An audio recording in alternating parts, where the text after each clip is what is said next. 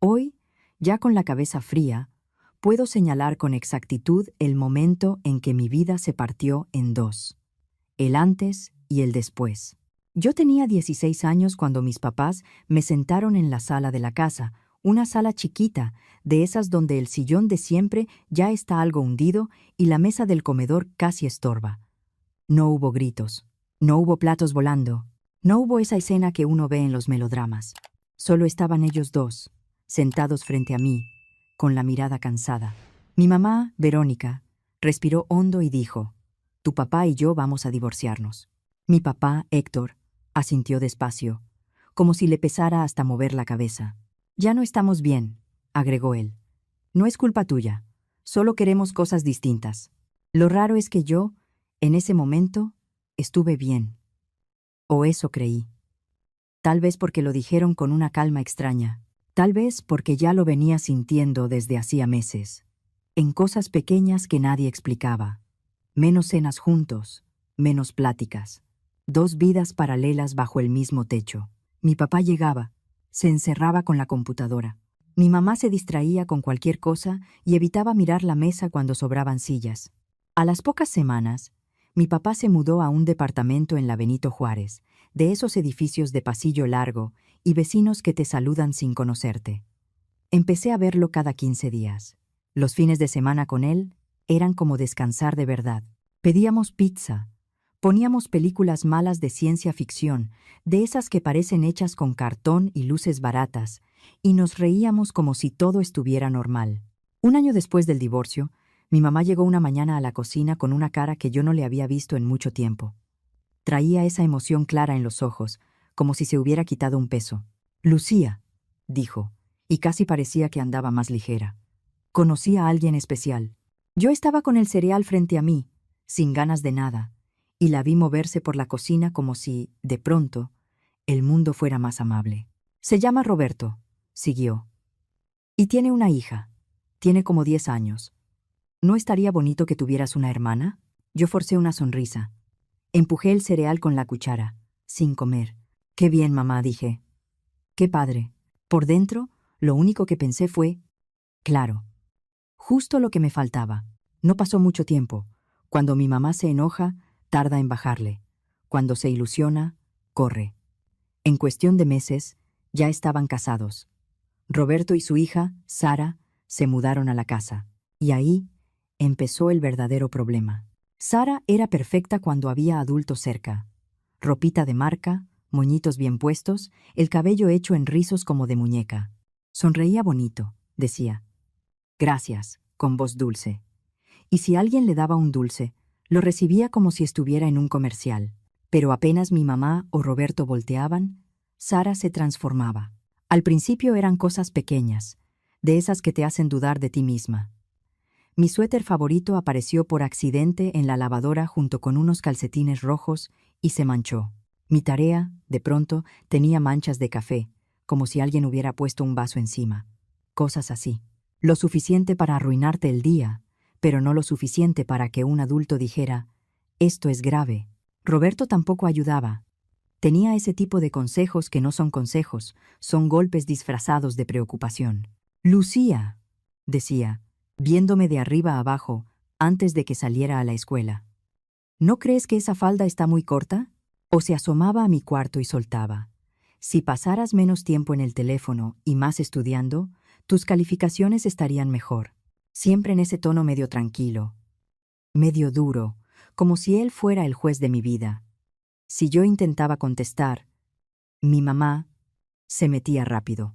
«Es que Roberto es protector», me decía ella, como si eso lo arreglara. «Quiere lo mejor para ti, hija». Yo trataba de explicarle que no era protección, que era control, que se sentía como vivir bajo lupa. Pero mi mamá tenía una habilidad especial para no ver lo que le incomodaba. Y entonces pasó lo del proyecto. En la preparatoria nos dejaron un trabajo de investigación grande, de esos que te consumen semanas. Yo había trabajado como loca.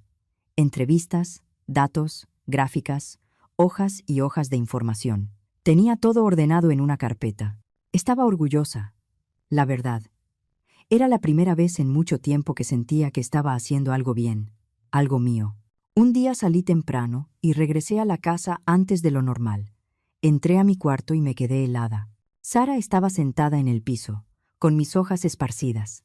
Tenía marcadores abiertos. Y lo peor, sus manos estaban manchadas de verde. Mis páginas, mis datos, mis entrevistas, todo tenía rayones, tachones y manchas, como si alguien hubiera decidido que mi esfuerzo era un juego. ¿Qué crees que estás haciendo? Le solté, con la voz más alta de lo que quería.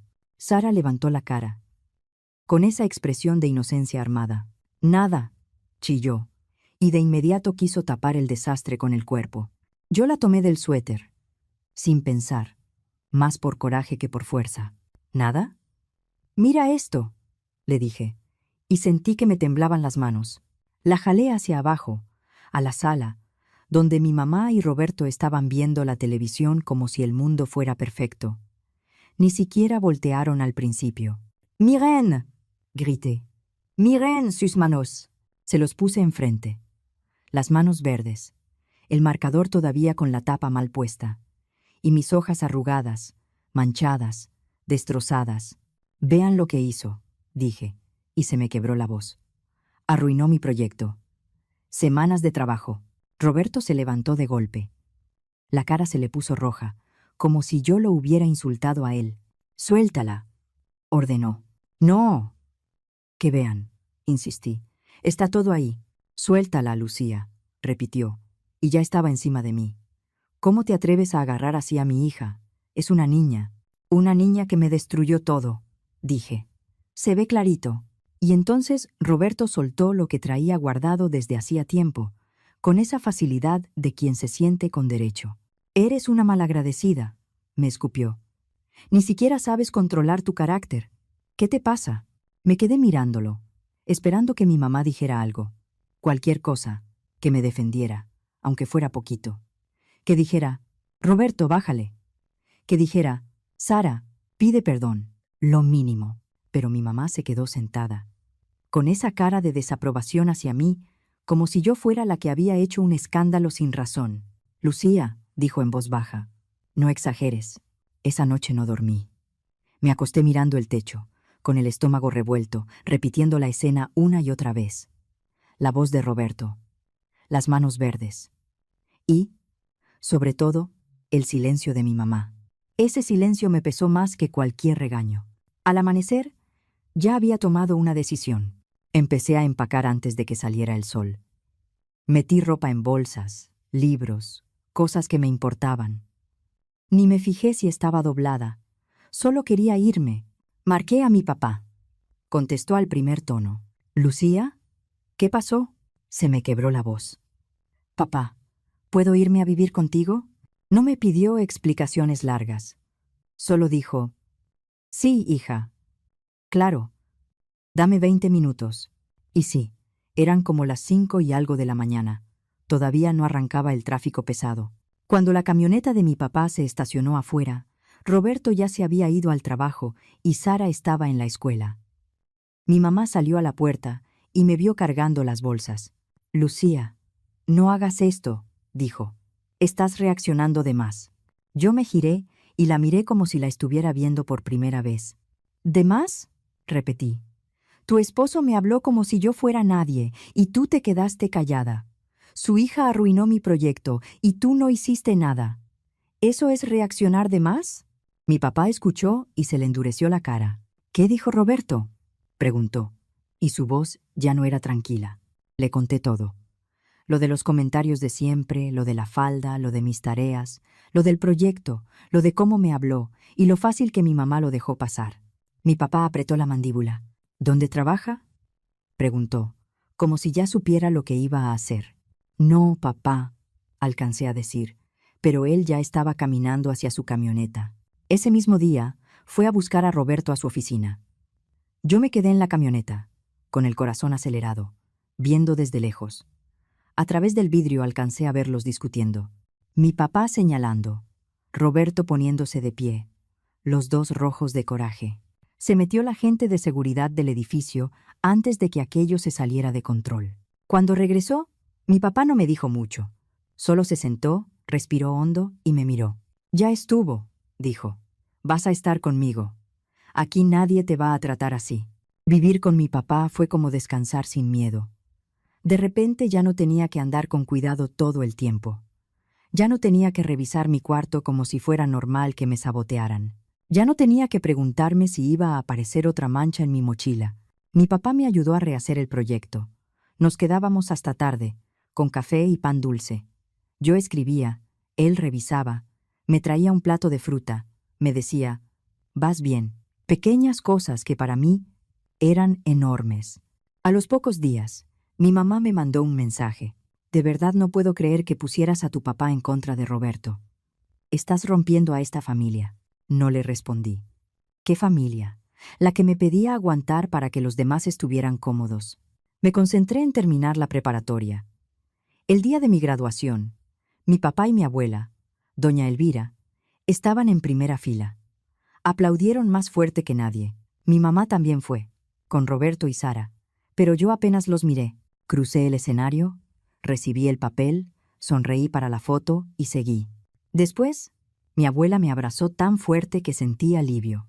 «Estamos muy orgullosos de ti», me dijo. «Y tenemos una sorpresa. Tu papá y yo hemos estado guardando dinero para tus estudios. No era un fondo de película, pero era suficiente para que yo pudiera estudiar sin vivir ahogada. La idea era cubrir colegiatura y gastos, sin depender de nadie más. Entré a una universidad privada cerca de casa y, para sentir que de verdad empezaba de nuevo, me fui a rentar un cuarto con otras estudiantes cerca del plantel. No era lujoso. Era un departamento viejo con muebles chuecos y una cocina donde, a veces, el agua salía con humor. Pero era mío, en el sentido de que yo decidía quién entraba, quién salía, a qué hora estudiaba, a qué hora dormía. A los pocos meses, mi mamá me escribió por redes. «Lo siento por todo. ¿Podemos hablar?» Accedí. Nos vimos en una cafetería cerca de la universidad. Al principio fue incómodo. Las dos movíamos el café sin tomarlo, evitando mirarnos directo. «¿Cómo estás?», preguntó, con esa voz suave que usaba cuando quería que todo volviera a la normalidad. «Bien», dije. «Cansada, pero bien». Ella intentó meter a Sara en la conversación casi de inmediato. «Sara está viendo opciones para la universidad», soltó. «Y Roberto se compró un carro nuevo». «Qué bueno», respondí, y cambié el tema rápido. «Mi profesor de psicología dice que debería considerar especializarme después». Así empezamos una rutina rara. Una vez al mes, café. Pláticas seguras. El clima, mis materias, su trabajo. Si mencionaba a Roberto o a Sara, yo movía la conversación hacia otro lado. No era una reconciliación bonita. Era un acuerdo silencioso para no pelear. Nada más. Me gradué y conseguí trabajo en una firma de gestión de proyectos en Reforma, Mariscal y Asociados. Entré como coordinadora de nivel inicial. Mi papá se emocionó como si a él le hubieran dado el puesto. Esa misma semana me dijo: «Quédate conmigo. Te presto un cuarto en el departamento. Así ahorras y luego te lanzas con calma». Cenábamos pasta cuando me lo propuso. Yo jugueteé con el tenedor y negué. «Gracias, papá, pero necesito hacerlo sola», le dije. «Necesito mi propio espacio. Quiero aprender a sostenerme». Encontré un departamento chiquito en la zona de Escandón. Un cuarto, una sala mínima, un baño que se veía cansado pero limpio. La primera noche me senté en el sillón que compré de segunda mano, con comida china para llevar sobre una mesa improvisada, y me sentí adulta como nunca. Desde el primer mes, separé una parte fija de mi sueldo para un fondo, mi fondo de casa. Mientras mis compañeros pedían comida cara a diario, yo llevaba comida de casa. Mientras se iban a bares después del trabajo, yo me quedaba a cerrar pendientes. No porque fuera mártir, sino porque tenía claro lo que quería. Estabilidad, un lugar mío, una vida mía. En la oficina había proyectos que nadie quería. Clientes pesados, cuentas problemáticas. Un día se abrió una oportunidad con un cliente grande, el Grupo Parra, un desarrollo llamado Rivera. Cuando dije que yo lo tomaba, mi compañero Javier me miró como si estuviera firmando mi sentencia. «Lucía, de verdad no», me dijo. «Ese cliente ya hizo renunciar a 3 coordinadores. Son imposibles». Yo solo sonreí. Ya verás. 3 meses después, el proyecto se entregó antes de tiempo. No perfecto, porque nada es perfecto, pero sólido, cumplido, sin incendios. Mi jefe me llamó a su oficina. No era de los que regalan elogios. «Lucía», me dijo, con una expresión que parecía sorpresa. «Excediste las expectativas». Abrió un cajón y me entregó un sobre. Era un bono por desempeño. No me voy a hacerla interesante. Era dinero que me cambió el ritmo del futuro. No lo gasté. Se fue directo a mi fondo. Los bonos empezaron a repetirse. Bonos por cierre, por metas, por proyectos. En meses buenos podían ser entre 8,000 y 25,000 pesos. Todo se iba al mismo lugar. Mi cuenta de ahorro. En mis veintitantos, mientras muchos se compraban cosas para presumir, yo estaba armando una base para dormir tranquila. En uno de esos cafés mensuales, mi mamá me dijo: «Estás desperdiciando tu juventud. Deberías salir más, disfrutar». «Sí, disfruto», le respondí. «Solo que estoy construyendo algo». Ella movió el café como si le diera igual. «Sara se metió a un grupo social en la universidad», dijo. Y la frase le salió con orgullo. «Está feliz. Siempre tiene eventos». Yo asentí sin emoción. «Qué bueno». Y cambié el tema. «¿Cómo ha estado el calor últimamente?» Ya se siente raro, ¿no? Los únicos momentos en que no podía evitar a Roberto y a Sara eran las reuniones familiares. A finales de noviembre, una convivencia en casa de mi tía Paola. En diciembre, Navidad en casa de mi tío Miguel. Yo llegaba, saludaba a mi mamá, abrazaba a la gente y actuaba como si Roberto y Sara fueran parte del mobiliario. Sara ya estaba en la universidad, más alta, más pulida. Se arreglaba con esa seguridad de quien cree que el mundo le debe cosas. Me miraba con una sonrisa chiquita, como si todavía disfrutara verme incómoda. Roberto seguía con sus comentarios, ahora en voz lo suficientemente alta para que otros los escucharan. «¿Sigues en ese puesto de entrada?», decía, aunque él sabía que ya me habían ascendido 2 veces. Yo no respondía. No le daba ese gusto. En una convivencia de fin de noviembre, mientras yo ayudaba a mi tía Paola en la cocina, mi mamá me acorraló cerca del refrigerador. Se veía cansada. «Lucía», suspiró. «¿No crees que esto ya duró demasiado? Sara ya creció. Roberto ya está más tranquilo. ¿No podemos ser familia otra vez?» Cerré el refrigerador un poco más fuerte de lo necesario. «Nosotros no somos familia», le dije. «Somos personas conectadas por tu matrimonio. Nada más». «Estás siendo inmadura», dijo ella, y le tembló la voz. «La gente cambia». «Sí cambia», le respondí, mirándola directo. Yo cambié lo suficiente para entender que no necesito gente que me hace daño, aunque lleve mi apellido de alguna manera. Mi mamá abrió la boca para discutir, pero hizo lo que siempre hacía, cuando la realidad la rebasaba. Bajó la mirada y se fue. Siempre el camino fácil, siempre evitar el conflicto. Pasaron varios años así. Trabajo, ascensos, bonos y la misma distancia con ellos. A los 28 años firmé las escrituras de mi casa. No fue un milagro. Fue cansancio, disciplina, fines de semana trabajando, bonos guardados, ascensos y muchas veces decir no cuando todos decían sí. Logré juntar el 60% del costo, como enganche. Era una casa de poco más de 3 millones de pesos. No en una zona de revista, pero sí en una colonia tranquila por Coapa, con calles arboladas y vecinos que todavía saludan. Con ese enganche, la mensualidad me quedó manejable. No para andar presumiendo, pero sí para dormir sin miedo a quedarme corta. Cuando la asesora inmobiliaria me entregó las llaves, sonrió. «Felicidades, Lucía», me dijo. «Es una propiedad muy bonita». Yo entré y me quedé parada en la sala vacía, escuchando el eco de mis pasos. 3 recámaras, 2 baños, cocina con cubierta de granito, un patio donde pensé: aquí voy a poner plantas, aquí voy a tener paz. Organicé una reunión de inauguración. Nada enorme. Familia cercana, algunos amigos, compañeros del trabajo. Mi papá y mi abuela no pudieron venir porque ya se habían mudado a Puerto Vallarta por el retiro de mi papá. Me dio nostalgia, pero lo entendí. Ellos también se estaban dando una nueva vida. Llamé a mi mamá para invitarla. «Quiero que vengas», le dije. «Pero solo tú, mamá. Solo tú». Hubo un silencio incómodo al otro lado. «Lucía», murmuró. «Es mi casa», dije. «Tranquila». mis reglas. Aceptó, aunque no convencida. Y yo, de verdad, debí haber sabido lo que venía. El día de la reunión abrí la puerta, y ahí estaba mi mamá, con Roberto y Sara a los lados, como si fuera lo más normal del mundo. Sorpresa, dijo mi mamá, débil, leyendo mi cara. Yo apreté la mandíbula y me hice a un lado.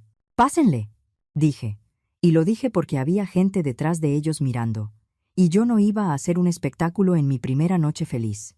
Roberto recorrió la sala con los ojos, lento. Miró las molduras, el piso, la luz entrando por la ventana. Sonrió apenas. «Está bien», dijo, en un tono que sonó a que esperaba otra cosa. Sara entró como si inspeccionara un lugar ajeno. Caminó hacia la cocina y frunció la boca. «Está medio chiquita, ¿no?», soltó, como si me estuviera haciendo un favor al opinar. Yo estaba enseñándole el patio a Javier, mi compañero, cuando escuché la voz de Sara en la sala, fuerte a propósito. «Papá, yo también he estado viendo casas», dijo. «La mía va a ser muchísimo más grande. Con alberca, no como esta». Se me subió el calor a la cara. Respiré hondo, pero el coraje me jaló los pies de regreso a la sala. «Ah, sí», pregunté, con calma. «¿Y con qué trabajo piensas pagarla?». Sara se quedó tiesa un segundo. «Pues, tengo opciones», dijo roja. «Las opciones no pagan escrituras», le respondí. «Y hasta donde sé, sigues viviendo con la tarjeta de tu papá». Roberto se puso morado. Literal, ese color que ya le conocía cuando perdía el control. «¿Cómo te atreves?», soltó.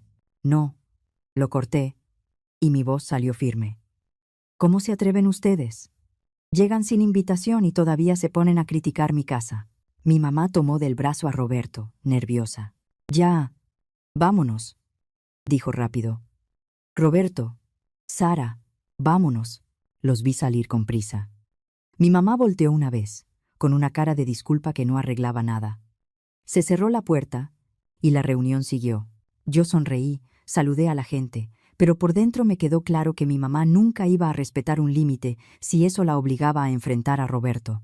3 meses después, mi jefe me llamó a su oficina con una propuesta que no se rechazaba: liderar un proyecto grande en Monterrey. Serían meses fuera, mucho trabajo, pero era un atajo directo a un puesto de mayor nivel. Mi primer pensamiento fue mi casa. No por miedo a que me la robaran, en ese momento no, por mis plantas. Me había clavado con un jardín interior. Tenía orquídeas, cunas de Moisés, y mi orgullo, un ave del paraíso que apenas empezaba a abrir. Cada una necesitaba cuidado específico. No quería regresar y encontrarlas secas. No tenía a quién pedirle. Y me dolió reconocerlo, pero mi mamá siempre había tenido buena mano para las plantas. Manejé hasta su casa en Coyoacán. No hablábamos mucho desde lo de la inauguración, pero era mi mejor opción. Por suerte, cuando llegué, estaba sola. Me abrió con cara de sorpresa. «Lucía», dijo. «¿Todo bien?». «Necesito un favor», le solté, entrando a la cocina. «Me voy a Monterrey por trabajo varios meses. ¿Puedes ir a mi casa a cuidar las plantas?». «Solo eso, regarlas, revisar. Te dejo instrucciones». Mi mamá sonrió como si le hubiera dado una misión bonita. «Claro», dijo. «Tú sabes que me encanta eso». Le di un juego de llaves y un cuaderno con indicaciones detalladas. Me fui con una sensación rara en el pecho, como si estuviera apostando algo más que plantas. Los meses en Monterrey fueron una locura. Jornadas largas, juntas desde temprano, llamadas nocturnas. El proyecto, eso sí, iba bien. Yo le marcaba a mi mamá una vez por semana. «Todo bien», me decía ella. «Tus plantas van bien. No te preocupes. Tú concéntrate en tu trabajo». Debí haber notado los detalles. Que muchas veces contestaba desde mi casa, sin importar la hora. Que se escuchaba la televisión de fondo. Que sonaban platos, pasos, como si hubiera más vida ahí de la que debía. Pero yo estaba absorbida, cansada, y quería confiar. Quería pensar que, por una vez, mi mamá estaba haciendo algo por mí sin meter a Roberto y a Sara en medio. 4 meses después, el proyecto cerró. Me regresé en un vuelo tarde, agotada pero satisfecha. Tomé un coche por aplicación del aeropuerto a mi casa. Llegué pasada la medianoche. A esa hora la calle estaba casi vacía, y el frío de la madrugada se sentía más. Metí la llave en la chapa. No giró. Intenté de nuevo. Más despacio. Nada. La llave que siempre había funcionado. De pronto no entraba bien, como si la cerradura no fuera la misma. ¿Qué? Murmuré, y sentí el estómago caer. Entonces escuché pasos adentro. En mi casa. Pasos como de alguien que se mueve con confianza, sin cuidado. Me quedé congelada en el porche, con la maleta al lado. Saqué el celular. Mis dedos se fueron directo al 911. Pero antes de que marcara, la puerta se abrió. Y ahí estaba Sara, en pijama, con el cabello recogido de cualquier manera, con una expresión de fastidio, como si yo fuera la que estaba invadiendo. «¿Qué haces aquí?», me soltó, como si de verdad le pareciera una pregunta lógica. Yo sentí que el cerebro se me atoraba. Las palabras me salieron bajitas. «¿Qué hago aquí? ¿Tú qué estás haciendo aquí?». Sara sonrió, lenta, con esa misma maldad que traía desde niña, solo que ahora sabía esconderla mejor. «Viviendo», dijo. «Ya llevo semanas aquí. Mi papá me ayudó a mudarme mientras tú andabas en Monterrey». El cansancio se me fue del cuerpo. Se me subió el coraje, caliente, directo a la garganta. «Esta es mi casa», le dije, apretando los dientes. «Te sales. Ahorita». Sara se recargó en el marco de la puerta. «¿En mi marco? Eso no va a pasar», dijo. «Estoy muy cómoda. El baño principal tiene una presión de agua buenísima, por cierto». «Te sales de mi casa», repetí. Y ya no era una petición. «Ahorita». Sara soltó una risita, me miró como si yo fuera un chiste, y sin decir más, me cerró la puerta en la cara. Escuché el clic de la cerradura, y luego sus pasos alejándose, tranquilos, como si yo fuera aire. Me quedé afuera con mi maleta, temblando, viendo por la ventana una sala que ya no parecía mía. Había una chamarra de Sara sobre mi sillón, zapatos tirados en mi piso, cosas de ella en mi espacio. Marqué a mi mamá. Contestó al tercer tono, con voz adormilada. «¿Bueno?» «Lucía, ¿qué pasó?» «¿Qué pasó?», solté, y estuve a nada de gritar. «Acabo de llegar y Sara está viviendo en mi casa. Dice que lleva semanas. Me cambiaron la chapa. Dicen que se salga ahorita o voy a llamar al 911». «No, no llames», dijo mi mamá de inmediato, y su voz pasó de sueño a pánico. «Vamos para allá. Espéranos, por favor». «¿Dónde quieres que espere?», le contesté, y el coraje me hacía hablar rápido. «Estoy afuera. Estoy encerrada fuera de mi propia casa». Los siguientes 30 minutos se me hicieron eternos. Caminé de un lado a otro en la banqueta, con la maleta ahí como si yo fuera una desconocida. Vi luces encenderse en casas cercanas. Un par de carros pasaron lentos. Finalmente llegó el coche de mi mamá. Roberto venía manejando. Los dos se bajaron en pijama, con una chamarra encima, y detrás, Sara, con cara de sueño fingido. «¿Qué es todo esto?», dije, plantándome frente a ellos. «¿Por qué Sara tiene llaves de mi casa? ¿Por qué cambiaron la chapa?». Mi mamá bajó la mirada, incómoda, pero no se veía arrepentida. Se veía como alguien que quiere que el problema se vaya solo. «Lucía, hija». «Sara necesitaba dónde quedarse», dijo. «Se le acabó el contrato donde estaba, y ya no le alcanzó con el aumento de renta. Tu casa estaba sola. Era temporal, nada más en lo que Sara se acomodaba». «¿Sola?», repetí, sin creerlo. «Es mi casa, no es un hotel». «Es que eres una sola persona», dijo mi mamá, como si eso justificara todo. «La casa es grande. Pensamos que...». «Pensaron mal». La corté. «Yo te di llaves para que regaras mis plantas, no para que metieras a tu hijastra a vivir aquí». Roberto dio un paso al frente. Infló el pecho como lo hacía cuando yo era adolescente, con ese aire de quien cree que manda. «No tenía caso pedirte permiso», dijo. «Ibas a decir que no». «Claro que iba a decir que no», le respondí. Y ahora sí sentí la garganta apretada. «Porque es mi casa». Roberto hizo un gesto con la mano, despreocupado. «De todas formas había que cambiar la chapa», dijo. «La anterior estaba fallando. Te hice un favor». Lo miré, y fue como ver a alguien que se siente dueño de tu vida por costumbre. «¿Tú entiendes que eso es ilegal?», le dije, despacio. «No puedes cambiar la cerradura de una propiedad que no es tuya. No puedes meter gente a vivir sin permiso. Ilegal, legal, se burló. Ya está hecho. Y Sara necesita un lugar. Punto. Que se salga, dije, y mi voz bajó peligrosa. Ahorita. O marco al 911. Mi mamá se adelantó, retorciéndose las manos.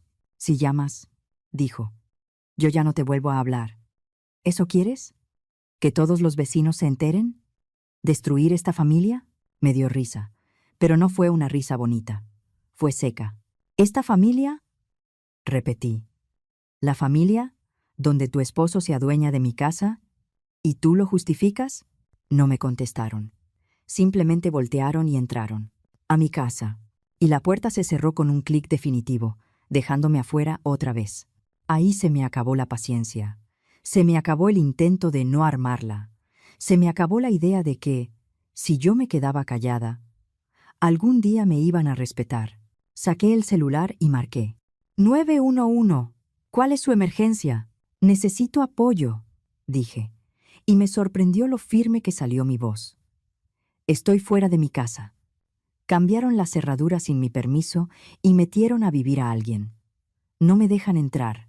Se tardaron como 20 minutos. A esa hora, la patrulla del cuadrante llegó rápido, con las luces prendidas. Yo sentía las miradas detrás de las cortinas, la curiosidad, el juicio. Un oficial se acercó. Traía el apellido Martínez en el uniforme. El otro, Reyes. ¿Usted es la dueña?, preguntó Martínez. Sí, dije, y abrí en el celular la carpeta donde guardaba mis documentos. Aquí tengo las escrituras y el contrato. También mi recibo de predial y de agua. Martínez asintió. Serio. Reyes tomó notas. ¿Qué pasó exactamente?, preguntó Reyes. Me fui por trabajo 4 meses. Expliqué. Le dejé llaves a mi mamá para que cuidara mis plantas. Hoy regresé y mi llave ya no abre. Adentro está la hijastra de mi mamá, viviendo aquí. Me dicen que cambiaron la cerradura. Reyes miró a Martínez. Vamos a tocar, dijo. Martínez tocó el timbre. Un silencio largo. Se escucharon movimientos adentro. Pasos. Murmullos. Luego la puerta se abrió. Ahí estaban los tres, intentando verse seguros. Pero no les salía. Buenas noches, dijo el oficial Martínez. Necesitamos identificación de todos y una explicación de por qué están dentro de esta propiedad. Hay un reporte de que la dueña está fuera y que cambiaron cerraduras sin su autorización. Roberto sonrió con esa calma falsa que usaba cuando quería manipular. Oficial, es un malentendido, dijo. Lucía dio permiso, solo que luego se enojó y ahora quiere hacer problemas. Eso es mentira, dije de inmediato. Yo jamás di permiso.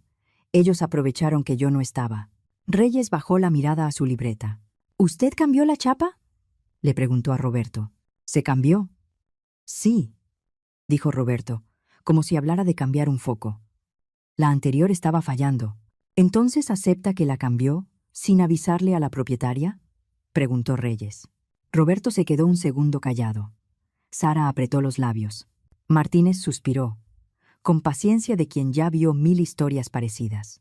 Señor, dijo, mirando a Roberto directo, esto puede configurarse como un tema de despojo o allanamiento. Con lo que está mostrando la propietaria, vamos a tener que presentarlos ante el Ministerio Público para que se aclare la situación. Sara dio un paso al frente, y el miedo le borró la sonrisa. Papá dijo que estaba bien, murmuró. Roberto se puso rígido. La cara otra vez se le fue a ese color morado de coraje, pero esta vez se mordió la lengua. Los oficiales les pidieron que salieran. Yo me quedé en silencio mientras los guiaban hacia la patrulla. Sara, por un segundo, se vio más chica, como la niña de 10 años que llegó a mi casa con moñitos y carita de ángel, solo que ahora ya no tenía a nadie aplaudiéndole. Mi mamá se quedó en el porche. Temblaba, pero no de culpa, de rabia. Me miró con un odio tan claro que di un paso hacia atrás por instinto. Desde hoy, dijo, con la voz quebrada, tú ya no eres mi hija. Yo esperaba que esa frase me rompiera, que me dejara sin aire, pero lo que sentí fue calma. Una calma triste, sí, pero calma al fin. Mamá, le dije despacio, tú dejaste claro hace años quién era tu prioridad. Ella abrió la boca para contestar, pero yo seguí, porque por primera vez no me iba a callar para que ella no se incomodara. El día que Sara me destruyó mi proyecto y tú te quedaste sentada, dije. El día que Roberto me habló así y tú miraste a otro lado. Cada vez que me pediste que yo fuera la madura, mientras ellos me pisaban. Tú los elegiste una y otra vez. Mi mamá se quedó con la boca abierta, como si quisiera negar algo que no podía negar. No dijo nada. Solo se dio la vuelta, caminó rápido al coche y se fue. Esa noche, por fin, entré a mi casa. Me senté en la sala y vi el desastre. Ropa de Sara sobre mis muebles. Una foto de ella pegada en mi refrigerador como si fuera su casa de toda la vida. Cosas de baño en mi lavabo. Todo con su sello. No dormí. Me quedé sentada con la luz apagada, respirando despacio, escuchando el silencio. En la mañana llamé a un cerrajero. Cambié todas las chapas. Todas. No solo por seguridad, por dignidad. Más tarde me llamaron para dar seguimiento. Me preguntaron si iba a ratificar una denuncia. Me quedé callada un momento, con el teléfono en la mano. No, dije al final. Solo quiero que quede asentado y que entiendan que no tienen permiso de estar aquí ni de acercarse. Yo ya tenía a una abogada por la compraventa de la casa. Por eso, cuando Roberto mandó después un correo amenazando con demandarme por el daño emocional de Sara, se lo reenvié a ella y no respondí. Contraté un servicio de limpieza para que empacaran todas las cosas de Sara con cuidado y las llevaran a casa de mi mamá. No quería excusas. No quería que después dijeran que les tiré algo o que les robé. Yo quería cerrar la puerta, literal y emocionalmente. Ese fin de semana limpié cada rincón. No por obsesión, por necesidad. Y entonces fui a ver mis plantas. Las resistentes seguían ahí, medio aguantando, pero las delicadas estaban perdidas. Las orquídeas se habían secado, las cunas de Moisés estaban caídas, y el ave del paraíso, la que yo cuidaba como si fuera un premio, se veía café y vencida. Ahí entendí todo. Mi mamá me decía por teléfono que todo iba bien porque quería que yo no preguntara. Y en las últimas semanas, cuando Sara ya estaba instalada, a nadie le importó el jardín. Tiré lo que ya no se podía salvar. Me dolió, pero lo hice, y empecé de nuevo.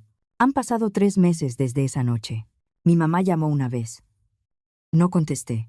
Sara subió cosas a redes, indirectas sobre gente tóxica que se hace la víctima.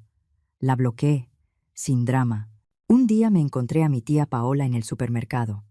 Me abrazó y me miró con tristeza. Tu mamá está mal, me dijo. Deberías buscarla, aunque sea para estar en paz. Yo acomodé mis cosas en el carrito y la miré con serenidad. Hay cosas que no se arreglan solo con palabras, le respondí. Si yo dejo pasar esto, me lo voy a cobrar toda la vida. Duermo mejor ahora. De verdad. Compré nuevas plantas, pequeñas, resistentes. Las pongo donde les da el sol en la mañana y las veo crecer. Mi papá y mi abuela me marcan seguido desde Puerto Vallarta. A veces me hablan desde el malecón, con el ruido del mar detrás. Me dicen que me extrañan, que vaya pronto. Ya estoy planeando ir el próximo mes. A veces, por costumbre, me descubro con el celular en la mano, a punto de marcarle a mi mamá. No porque me haga falta, sino porque el hábito es terco. Entonces recuerdo esa madrugada. Mi maleta en el porche, mi llave inútil, mi casa ocupada, la puerta cerrándose en mi cara. Y eso me pasa. Respiro, entro a mi casa y sigo.